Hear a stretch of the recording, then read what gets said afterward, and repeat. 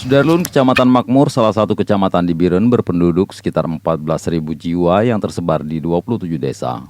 Salah satu persoalan utama di kecamatan tersebut adalah jalan utama mulai dari Simpang Lebu, perbatasan antara Gandapura dan Makmur, rusak parah.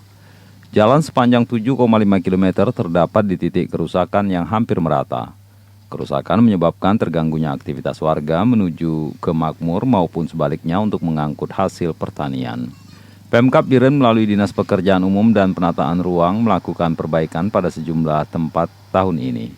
Camat Makmur Azmi kepada serambinews.com Jumat 20 Agustus 2021 mengatakan tahun ini beberapa lokasi kerusakan sedang diperbaiki. Sekarang memiliki penduduk lebih kurang 14.000 lebih dan jalan-jalan di Kecamatan sedang dalam perbaikan dan renovasi. Masyarakat sangat berharap ruas jalan dari Simpang Lebu tembus ke Ulegli dapat diperbaiki seluruhnya sehingga memudahkan masyarakat melakukan aktivitas terutama petani untuk memasarkan hasil panen.